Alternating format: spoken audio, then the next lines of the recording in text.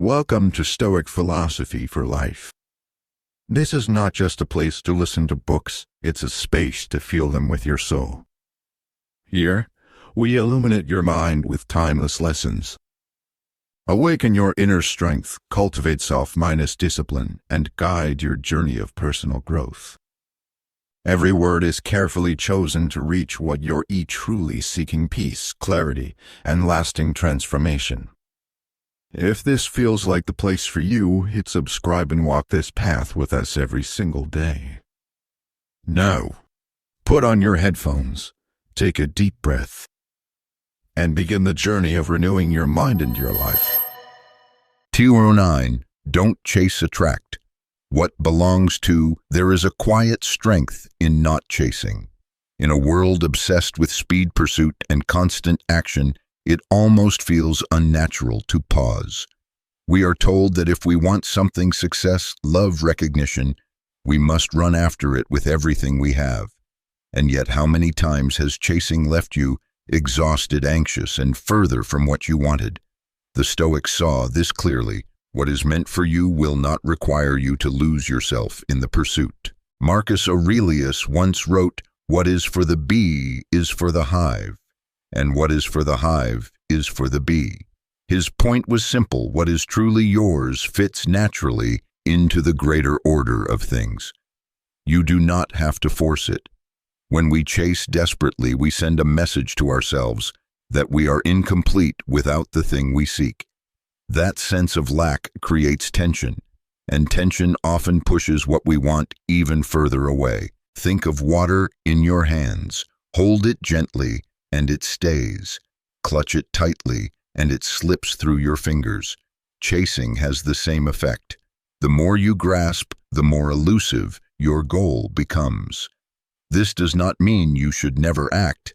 It means your action should come from a place of alignment, not desperation. The Stoics believed in preparation, discipline, and showing up for your duties. But they also knew that forcing what is not ready is a form of violence against the natural flow of life. Seneca taught that the greatest blessings of mankind are within us and within our reach. When you stop running after what you think will complete you, you begin to see the abundance that is already present. And from that state of wholeness, you naturally attract more of what resonates with you. This is not mysticism, it is human behavior. People are drawn to those who carry themselves with calm confidence, not frantic pursuit. If this message moved you, share it with someone who needs it. Sometimes the reminder that they can stop chasing is exactly what someone needs to hear. Chasing also blinds us to what is unfolding in front of us. We become so focused on the imagined future that we fail to notice the opportunities, connections, and beauty already present in the now. Marcus Aurelius warned against this tendency, urging himself to confine yourself to the present. You cannot attract anything real if you are not fully here to meet it. Living without chasing requires trust. Trust in your own value, trust in your preparation, and trust in the timing of life. It does not mean sitting back passively. It means doing your part with excellence, then allowing space for the right things to meet you halfway. When you operate this way, you are no longer at the mercy of every passing desire. You are steady, grounded, and magnetic in your own quiet way. The Stoic path is not about waiting idly. It is about moving with intention and letting go of the frantic need to control every outcome. What belongs to you will not have to be dragged into your life. It will arrive, and when it does, you will be ready. When you stop chasing, you begin to notice something that was always there, but often overlooked: the quiet intelligence of life itself. The Stoics called it nature with a capital N, the underlying order that moves all things. Marcus Aurelius often reminded himself to live in agreement with nature, which meant living in alignment with the way life actually works, rather than trying to bend it to personal will. This is not fatalism. It is the understanding that some things are meant to arrive at their own pace, and forcing them only creates resistance. In modern terms, alignment is when your actions, your values, and your environment are working in harmony. You can imagine it like a river current. When you are aligned, you are carried forward with less effort. When you are misaligned, you are swimming against the flow, exhausting yourself for little progress. The Stoics recognize that chasing is often a symptom of misalignment. You are running after something because you believe it will fix a deeper imbalance, yet that imbalance cannot be solved by external gains alone. Epictetus warned his students not to demand that events happen as they wish, but to wish for them to happen as they do. At first, this can feel like surrendering control, but it is actually reclaiming control over the only thing that truly belongs to you, your response. When you stop chasing, you create space to respond instead of react. You give yourself the chance to see whether what you want is actually in harmony with who you are. Think of someone who is desperate to be accepted into a certain social circle. They change their personality, their style, even their interests to fit in. And maybe for a while they succeed, but deep down there is a tension, a disconnection between their outer actions and their inner truth. That tension will eventually surface because no matter how much you chase, you cannot force something to feel right if it does not belong to you. Alignment is not passive, it is active awareness. It means you are paying attention to your inner signals, noticing when a situation feels forced, and having the courage to step back. Seneca believed that the wise person is content to move slowly if the pace is natural, rather than rushing toward a future that is not yet ready to be lived. He compared life to a play in which we do not control the length of the performance, only the quality of our part in it. If you are still here listening, perhaps you have felt the drain of chasing something that always seems to stay just out of reach. Ask yourself, is it truly meant for you, or have you been taught to believe it is the thing you should want? Sometimes the most powerful shift is not to run harder, but to stand still and see what meets you when you stop forcing the pace. The Stoics also understood that alignment attracts without effort because it radiates a certain steadiness. Imagine two archers, one so desperate to hit the target that his hands shake and his aim falters, the other calm, focused, releasing the arrow with confidence. The difference is not luck. It is alignment of mind, body, and action. Life responds to that calm precision more readily than to frantic effort.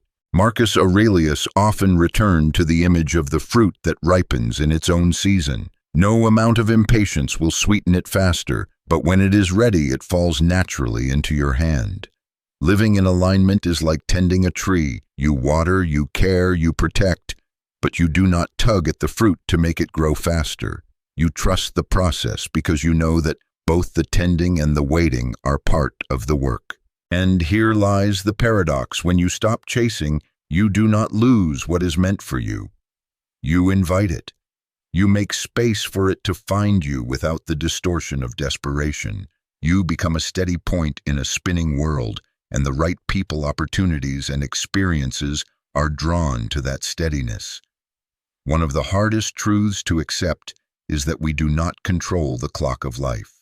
We can plan, prepare, and work with all our strength, yet still find that what we want takes longer to arrive than we hoped. In those waiting seasons, frustration builds. We look at others who seem to be moving faster and wonder what we are doing wrong. But the Stoics remind us that our timeline is not the same as anyone else's, and that this difference is not a flaw but a part of the natural order.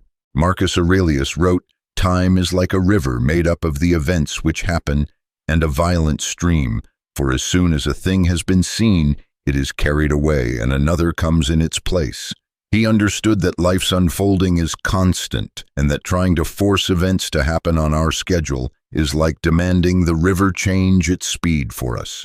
Instead of fighting the current, the wiser choice is to move with it, paddling when we must, resting when it slows, trusting it will carry us to where we are meant to be. Trusting the timing does not mean doing nothing. It means doing what is yours to do, then releasing the rest.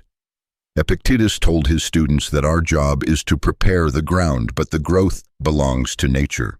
A farmer does not plant seeds and then dig them up every day to check if they have sprouted. He waters them, protects them, and waits. This patience is not laziness, it is faith in the process. Think about the times in your life when something happened exactly when you needed it, even if you did not realize it at the time. Maybe you missed an opportunity only to find that it made room for something better. Maybe a delay allowed you to develop skills or resilience you would not have had otherwise. The Stoics would say that these are not accidents, but examples of life's timing working in your favor. If you are still here listening, then you probably know the weight of impatience. You have felt the tension of wanting to leap forward while life holds you in place. But ask yourself, is it possible that this waiting is not punishment, but preparation? Seneca believed that time reveals the worth of all things. He advised patience not as a virtue for its own sake, but as a practical strategy. When you rush, you risk grabbing what is not ready or settling for less than what you deserve. By trusting the timing, you give space for opportunities to mature, for relationships to deepen, and for your own readiness to meet them fully. Trusting the timing also protects you from the trap of comparison. When you believe your path has its own rhythm, you stop measuring your progress against others. You realize that someone else's early success does not diminish your future. Marcus Aurelius often reminded himself that what is good for the bee is good for the hive, meaning that another's fortune can be part of the greater order that will eventually benefit you too. Patience in timing is also an act of self-respect. It means you value the quality of your life over the speed of your progress.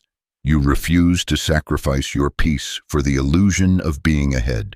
In the end, the things that truly belong to you will not arrive late. They will arrive right on time, and you will be ready to receive them.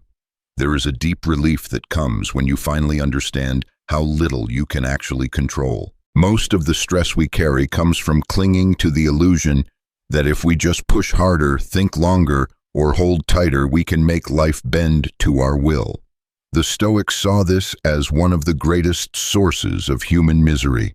Epictetus was blunt about it. Some things are up to us, and some things are not. The art of living well begins with knowing the difference. When you chase relentlessly, you are often trying to control what does not belong to you. Another person's feelings, the outcome of a decision, the timing of an opportunity.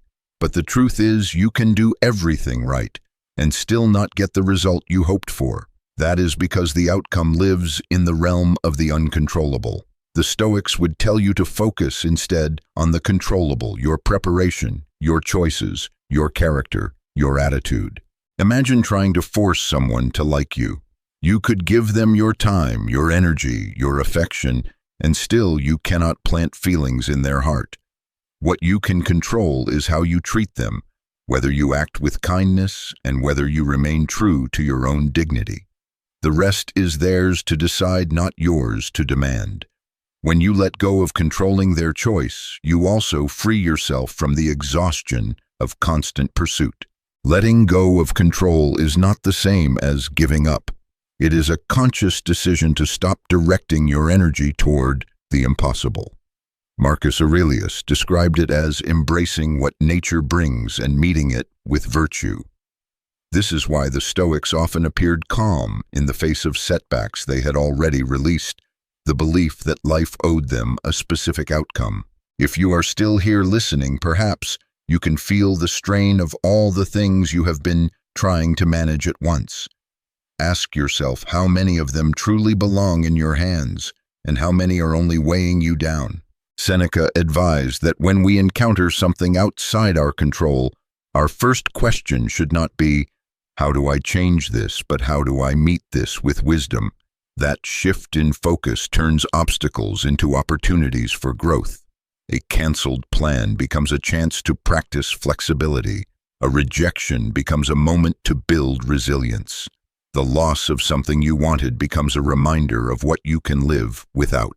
There is a quiet power in letting go of control because it forces you to rely on what you can always access: your own discipline, perspective, and adaptability. The more you live this way, the less the world can unbalance you. The storms still come, but you no longer waste your strength trying to stop the rain. You use it instead to steer your ship through the waves. The paradox is that when you stop trying to control everything, life begins to flow more easily. Opportunities appear without being chased. Relationships deepen without being forced. And you find yourself less drained because your energy is no longer scattered in 1,000 futile directions. Letting go of control is not weakness. It is wisdom. It is the choice to live in partnership with life rather than in a constant struggle against it. And in that partnership, you find not only peace, but a strength that chasing could never give you. When you believe you must chase what you want, you are sending yourself a subtle but powerful message that you are incomplete without it. This is where so much anxiety and insecurity take root. The Stoics understood that real confidence does not come from possession, achievement, or approval. It comes from knowing your own worth, independent of what comes or goes. Marcus Aurelius wrote, "The soul becomes dyed with the color of its thoughts. If your thoughts are rooted in lack, your life will be painted in scarcity. But if your thoughts are grounded in your own value, you will carry yourself with a calm magnetism that needs no chasing." Self-worth is not arrogance. It is not believing you are better than others. It is knowing you are enough as you are. Epictetus taught his students to never place their value in the hands of anything outside their control, because if you do, your peace becomes hostage to the unpredictable. When your sense of worth depends on someone else's attention or the arrival of a certain opportunity, you will live in a state of constant pursuit, fearing that without it, you will be nothing. Think of two people walking into a room, one desperate to be liked, the other simply comfortable in their own skin. The first adjusts themselves to every glance, every perceived judgment, bending and twisting to win approval. The second stands steady, listens more than they speak, and does not fear silence. Which person draws others in? Confidence rooted in self-worth is magnetic because it is rare. It feels like a steady light in a world of flickering signals. If you are still here listening, perhaps you have spent years trying to prove yourself to a parent, to a partner, to an employer, maybe even to yourself. And maybe you have started to suspect that the proving will never end until you decide you are already enough. Seneca believed that one of the greatest freedoms in life is to no longer need validation from the crowd. When you stop chasing the world's applause, you free your hands to do work that matters to you. You stop moving according to the winds of opinion and begin walking the path that aligns with your principles. That steadiness not only brings peace, it draws the right people and opportunities toward you because they sense you will not cling to them out of fear. The irony is that self-worth makes you more attractive to the very things you once chased.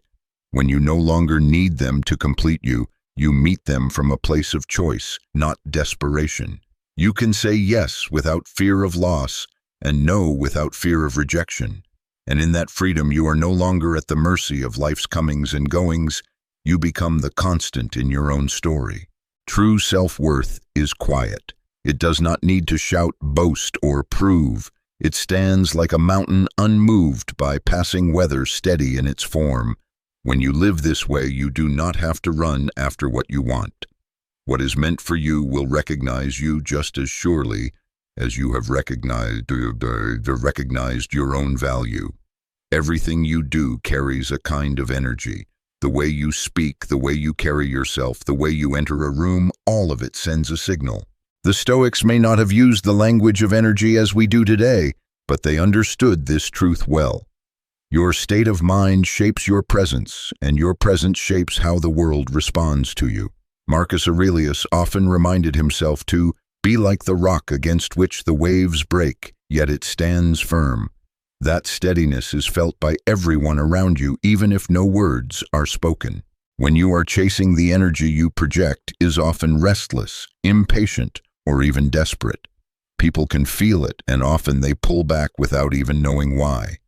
It is like trying to hold a bird in your hands, squeeze too tightly, and it will fight to be free. The more you try to grip, the more you communicate that you fear losing what you do not yet have. That fear is heavy and it repels rather than attracts. The opposite is also true. When you move through life with calm assurance, when you act without the weight of needing a specific outcome, people are drawn to you. You become someone who feels safe to be around, someone whose presence is not a demand, but an invitation.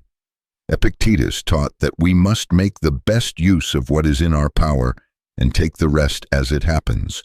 When you embody this, you stop radiating anxiety and start radiating trust. If you are still here listening, ask yourself, what energy have you been sending into the world lately? Have you been broadcasting urgency, or have you been quietly standing in your own strength? The Stoics also understood that the energy you project is shaped by your inner dialogue. If your thoughts are filled with self-doubt, fear, and resentment, it will leak into your tone, your posture, even your silence. But if your thoughts are anchored in gratitude, clarity, and patience, that will show as well. Seneca believed that cultivating a noble mind was not only for our own peace, but for the peace of those around us. Energy is contagious. If you approach others with tension, they will feel tense. If you meet them with openness, they are more likely to open in return. This is why slowing down, breathing deeply, and speaking with intention are not small acts. They are part of the way you influence your surroundings without force. Projecting steady energy is not about pretending you have no struggles. It is about refusing to let those struggles define your presence. You can be honest about your challenges without making them the entire story you tell. People are not drawn to perfection. They are drawn to groundedness. And here is the quiet truth. The Stoics would nod to the right things, the right people. The right opportunities will find you more easily when your energy is aligned with who you are, not with who you think you must be to impress others. That is the kind of attraction that does not fade, because it is built on something real. Patience is not simply the ability to wait. It is the ability to wait well.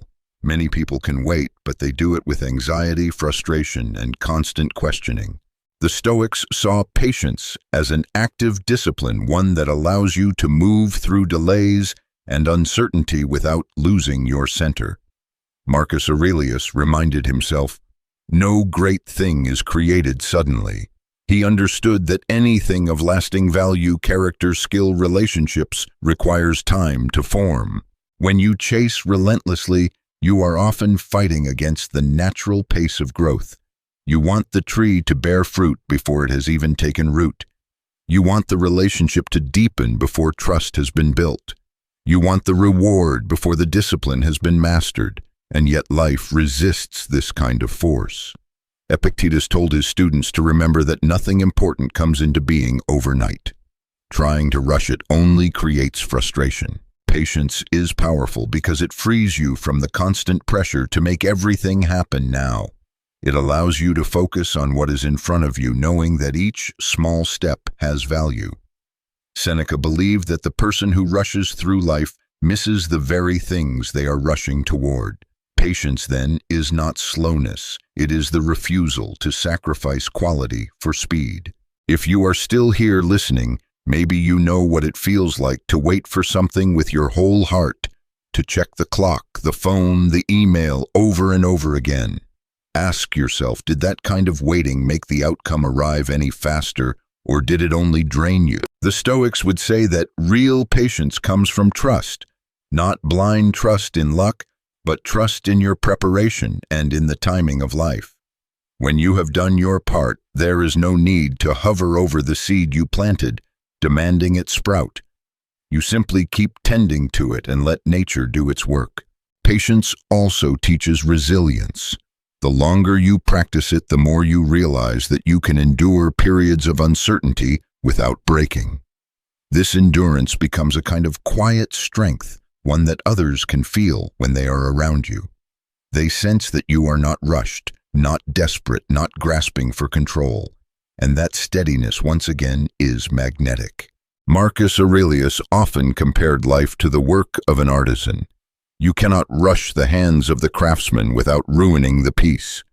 The chisel must move slowly, the edges must be refined, and the shape must emerge in its own time. The beauty of the final work is a direct result of the patience it took to create it.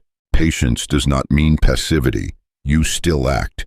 You still move forward. You still show up fully.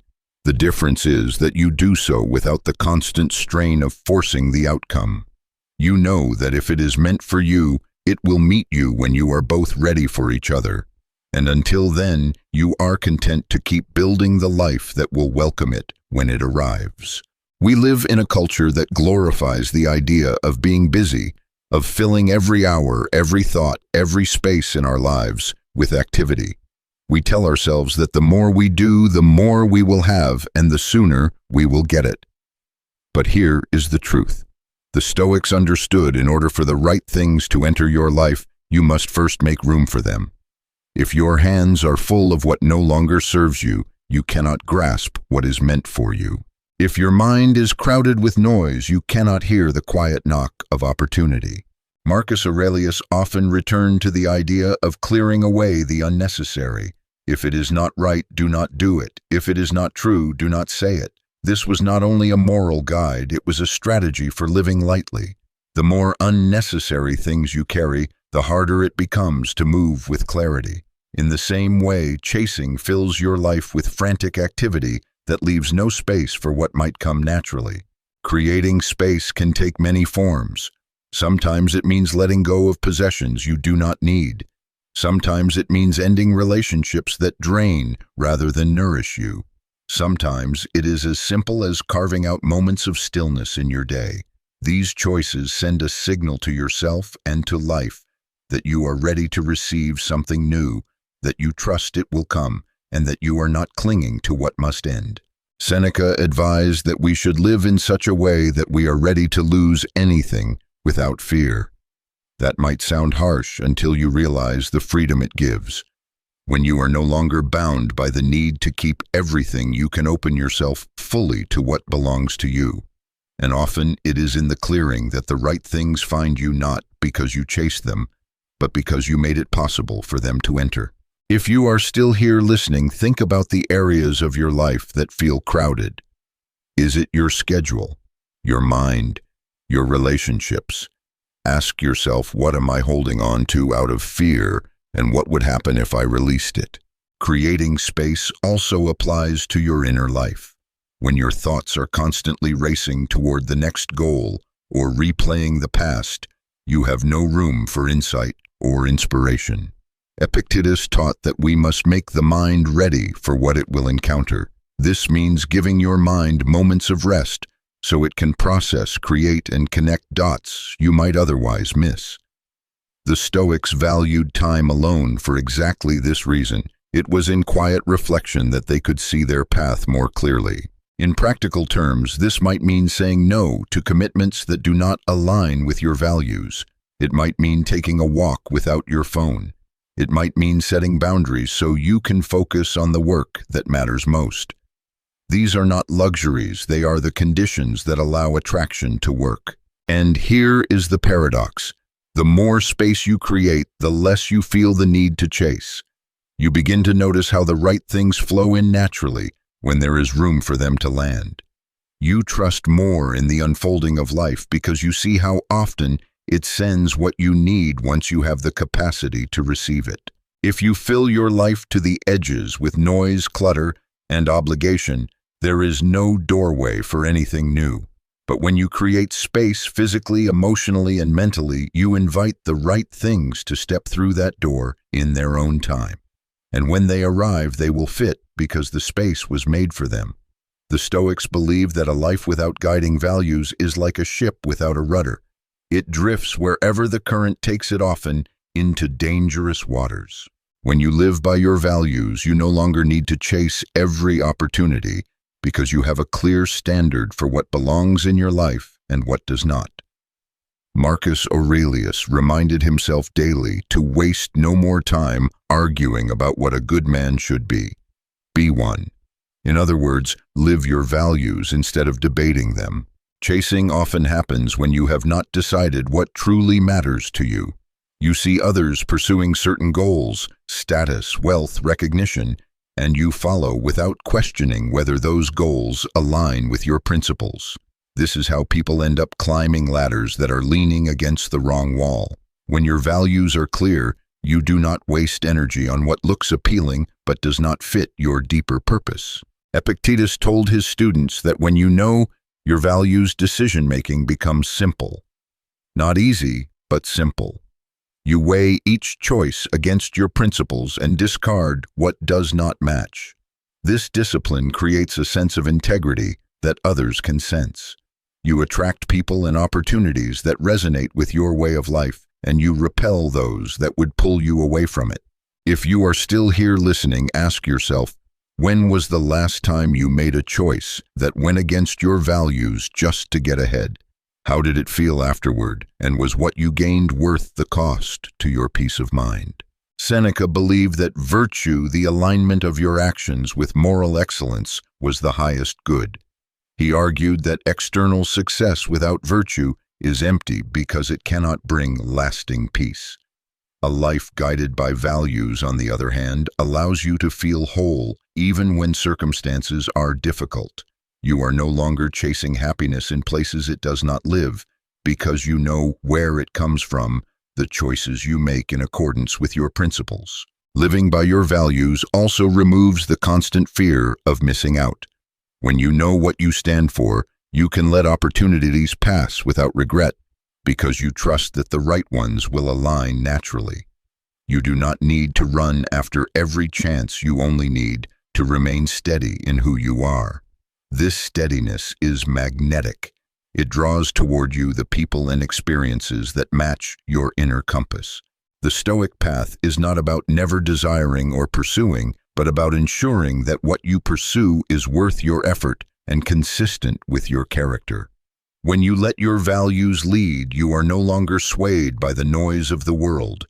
You know where you are going, and you move there without haste, because the pace of integrity is never rushed. The Stoics understood something modern life often overlooks. Attraction is not built on grand gestures, but on the quiet, steady weight of consistency. Marcus Aurelius did not urge himself to be great in bursts.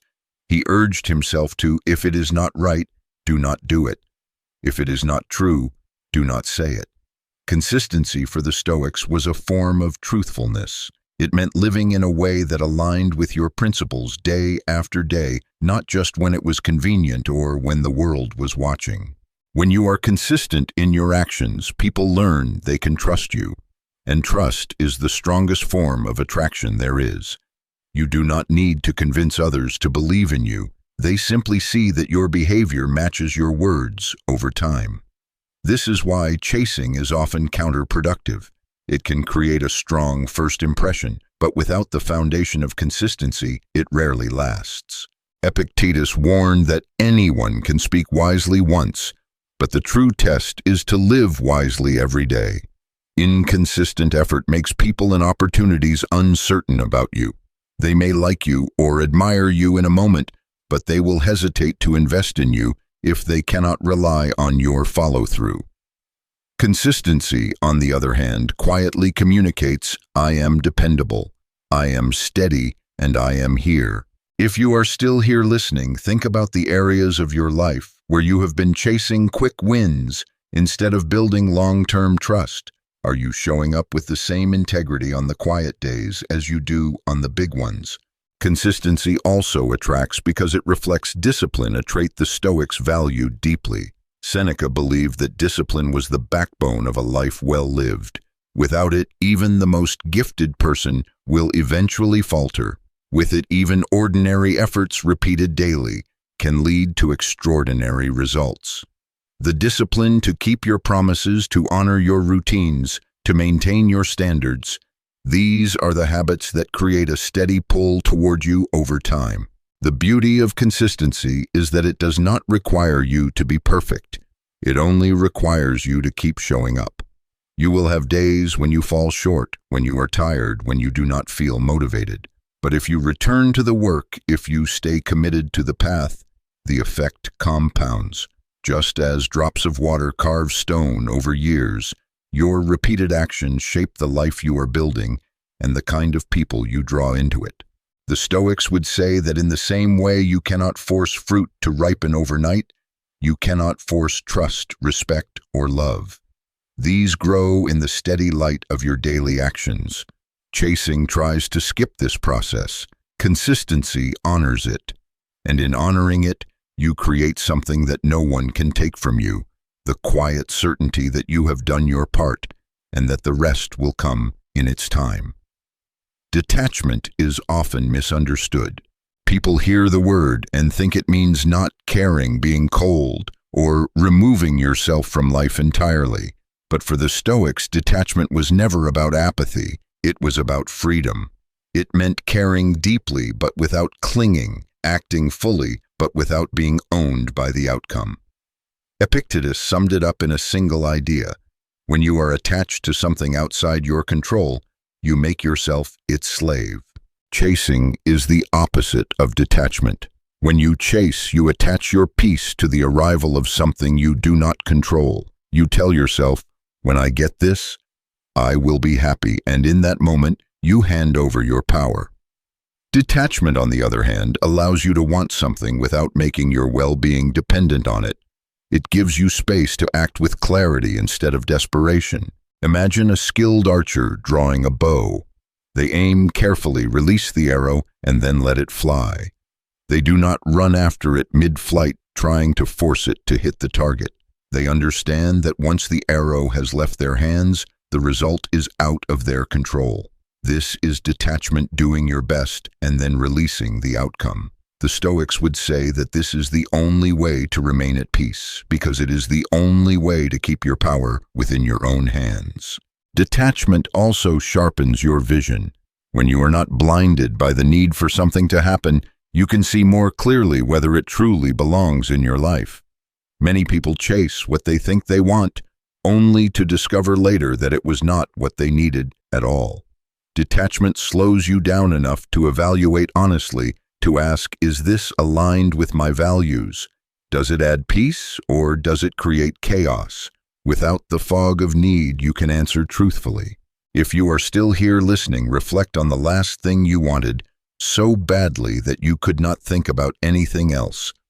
Did that attachment bring you clarity, or did it make you more anxious? And what happened when you finally loosened your grip on it? Marcus Aurelius often reminded himself that everything is temporary. People, possessions, circumstances, they all come and go.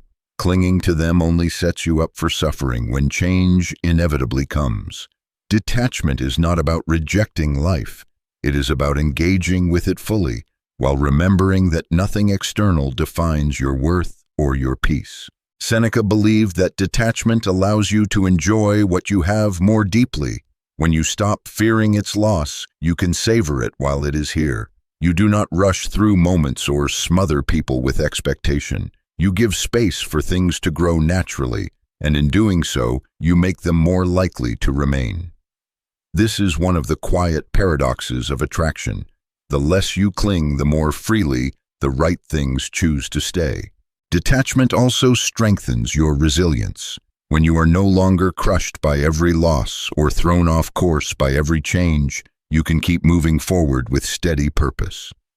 Life's unpredictability no longer shakes you the way it once did. You become like the Stoic rock Marcus described, firm against the crashing waves, not because you resist the water, but because you know you cannot control the tide. In practice, detachment means checking yourself when you feel the pull of obsession. It means pausing to ask, am I acting from alignment or am I chasing out of fear? It means giving yourself permission to walk away from what drains you, even if part of you still wants it. It means trusting that what is meant for you will not require you to beg, force, or compromise your integrity to keep it. Detachment does not make you empty. It makes you whole. You stop leaking your energy into things you cannot control, and you invest it instead in the one place it will always matter: the way you live, the way you think, the way you show up each day. And when you live this way, you do not have to run after anything. The right things will recognize the strength in you, and they will come. Everything you have heard so far, the stillness, the alignment, the patience, the release of control, the grounding in values, the steadiness of consistency, and the strength of detachment comes together here. The Stoics did not live to be hunters of fortune, always running, always grasping. They lived to be magnets for the right things, people, and opportunities by becoming the kind of person to whom those things naturally belong. Marcus Aurelius put it simply, the soul becomes dyed with the color of its thoughts. When your thoughts are steady, principled, and clear, your life begins to take on the same qualities. Chasing is rooted in fear that without running after something you will miss it, or that without constant pursuit you will be forgotten. But attraction is rooted in trust. Trust that by living well you will draw what is meant for you without distorting yourself in the process. The Stoics understood that the greatest power you have in life is not to demand from the world, but to shape yourself into someone who is worth finding. Think of the difference between the sun and a torch. The torch must be carried, constantly moved to bring light where it is needed. The sun, however, stays in place, and its warmth and light draw all life toward it. Living as the magnet is about being the sun. You do not exhaust yourself chasing every opportunity. You remain where your values and integrity guide you, and those who are meant for you will come into your orbit. If you are still here listening, ask yourself honestly, have you been living like the hunter or the magnet? Have you been exhausting yourself, chasing what might never be yours, or have you been investing in becoming the kind of person to whom the right things are naturally drawn? Seneca believed that the person who focuses on self-mastery will never lack what they need because they carry their wealth within. This wealth is not gold or possessions.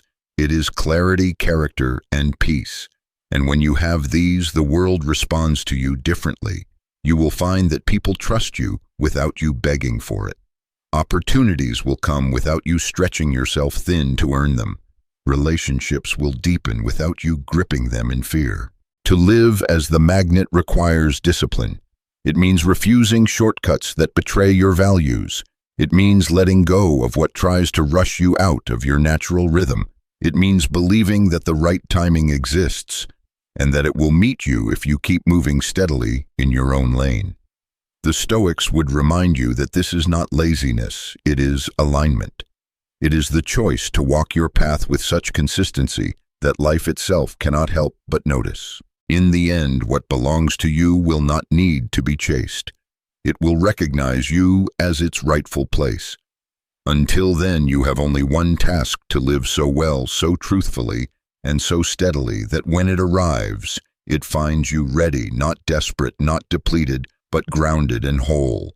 This is the Stoic way. This is the way of peace. If this message stirred something in you, don't let it fade. Write one thing down that you'll start doing this week. 2025 doesn't magically change anything you do, and your future begins the moment you decide to move, even just a little.